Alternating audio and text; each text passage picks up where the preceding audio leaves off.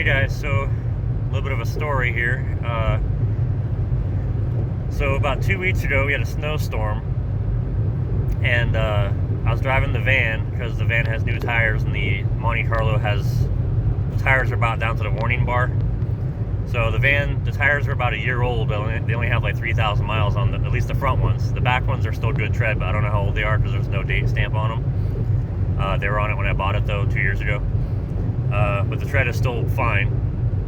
So I'm driving into my workplace. I got a job because for wintertime I need to have a job, even though I have a summertime business. So I'm driving into work, and it's like 4:30 in the morning, and everything's fine. Driving through, the snow and stuff is plowed, but kind of still, piling up on everything. So I'm driving through doing like 40 miles an hour, and my workplace is about 20 miles from my home. So I was driving, and I get to basically everything was plowed, at least within somewhat recent, so it wasn't that bad. Up until I got to, let's see, I have a turnoff. I drive on a main road. It's a 4-lane road, and then I turn onto a road that is a U.S. route still, but it's only a 2-lane road. And then after that, I turn onto another side road, and then another side road, and then another side road, and then I pull into the parking lot I can turn into the parking lot of my job. So I'm going, and I go through, the 4-lane road is fine, the U.S. route is fine. When I turn off onto the side roads, and they're like tire tracks, but one of them was, it was packed down quite a bit, like there was quite a few cars that went on it, so it was okay.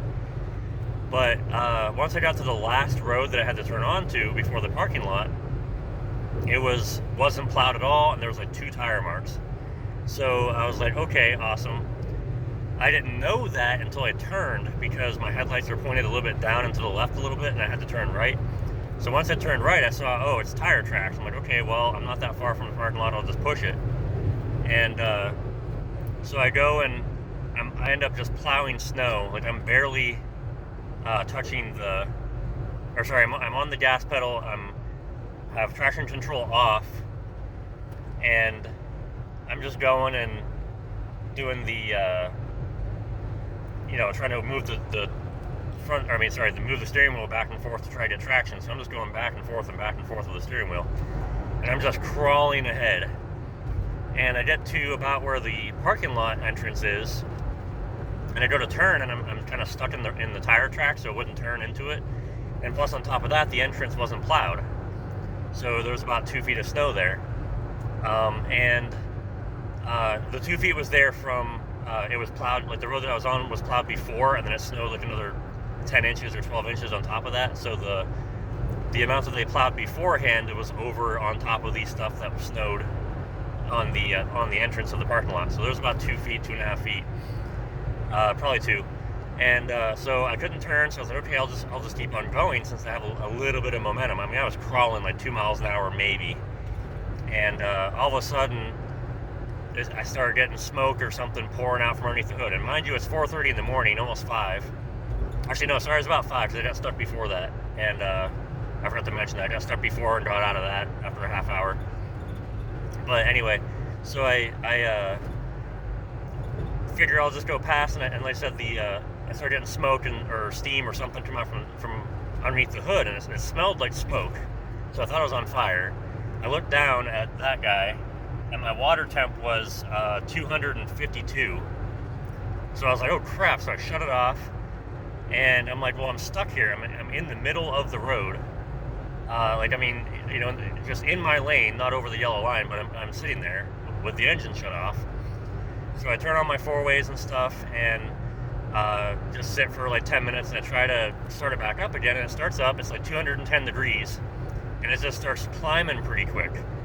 So I'm like, all right, well, I go and I try to back up to go down the road, and after I get like 15 feet down, going backwards, it's starting to overheat again, so I shut it off. It goes down to like 240, and I shut it off.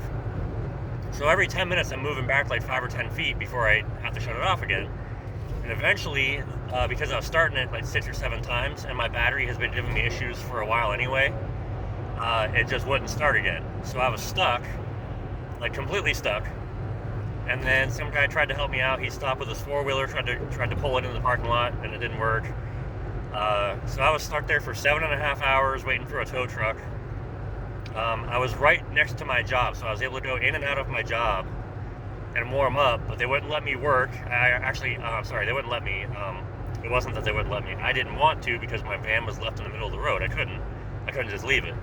So I told them, and they're like, well, we can't pay you, like you can't clock in or anything like that because they're not working. I'm like, are you serious? Like I'm one of like 15 people that made it to work. And because I made the effort, I should be able to at least, clock in or something. That's kind of dumb. But whatever. I wasn't there 90 days yet, so they're treating me like crap. So, luckily, later on, I was able to put in for PTO for it. So at least I got paid for that day, but it was still crappy.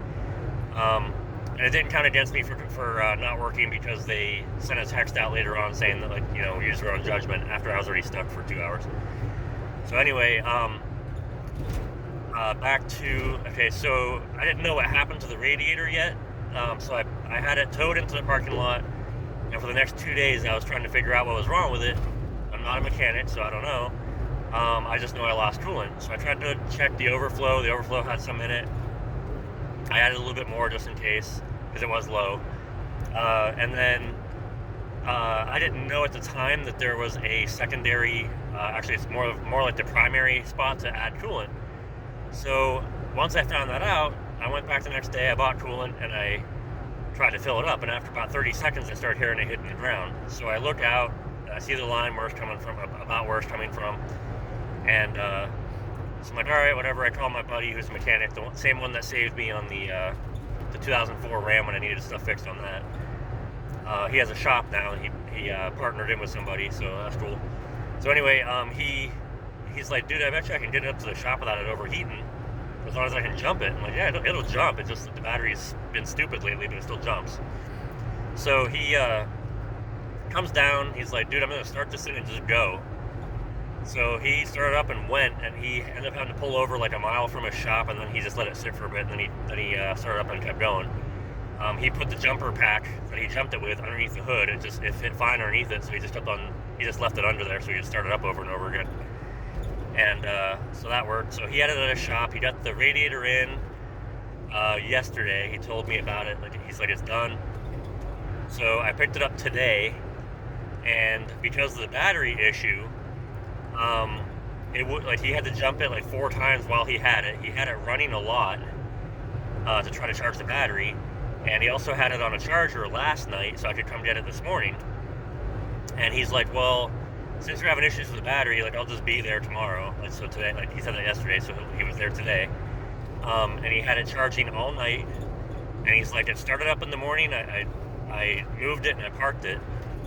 And I was like, I asked him if he needed to jump it. And he's like, yeah, I had to jump it to start it.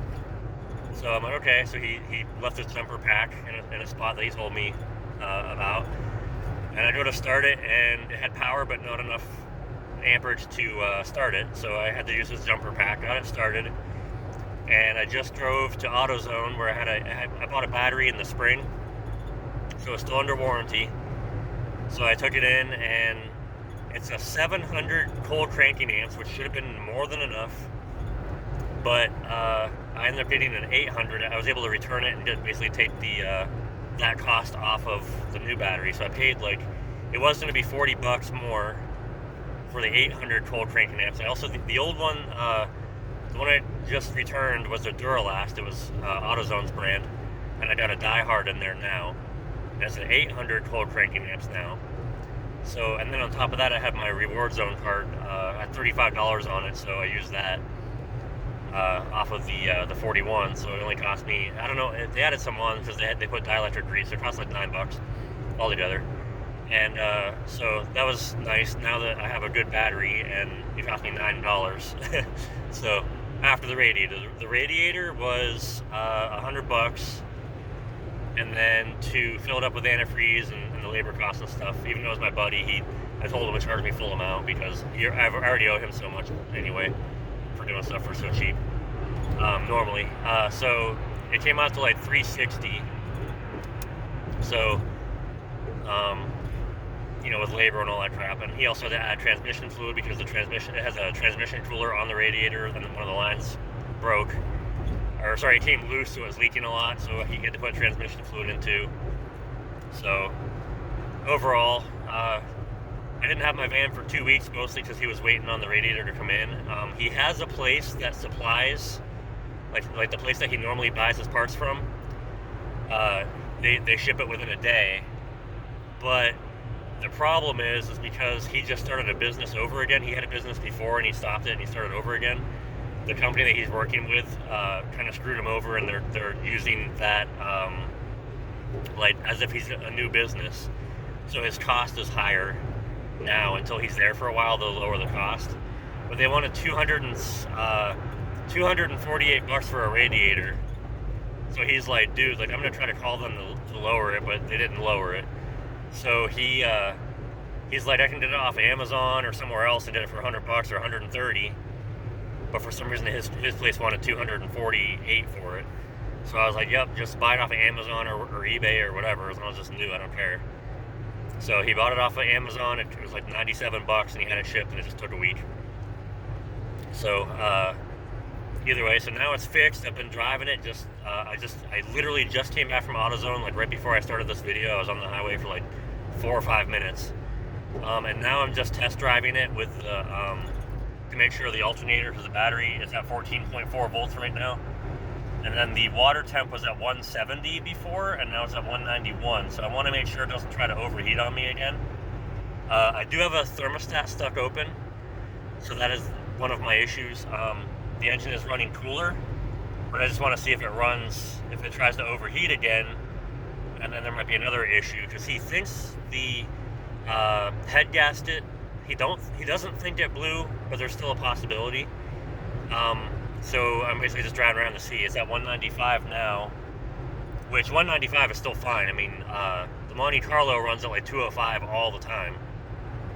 So, and then basically 230 to 240 is when you got, that's when you really want to worry. I did find out also, if you have an Uplander, the gauge over there, the temperature gauge, it stays in the middle. When it hits 180, 190, it hits the middle, and then it stays there until it hits about 230, and that's a 230. And then every 2 degrees that will go up until it hits 240. 240 is the hot line, so where the H is 240. So anywhere from 230 to 240 is when it'll start raising up. So that's the crappy thing is, if you're already at 230, you're already risking stuff. If you don't look down at that gauge for 20 seconds, you could overheat. So that's another reason why I love this thing, because it tells me the exact temperature. And I don't have to look at that one at all, really, except for to verify that it's working, I guess. But that temperature right there, I know exactly that it's 193.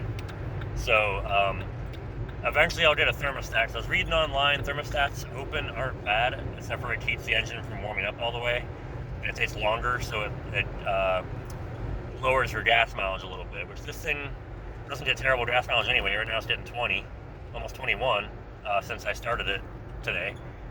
So that's not bad at all for this van. Summertime it gets 22 on the highway, so that's not bad. I've mostly been highway. So, but I'm gonna probably end it here. If you have any questions or comments, let me know, and I'll try to answer any questions you guys have. And thanks for watching, and subscribe and hit that notification bell if you would like, and I appreciate it. Thanks.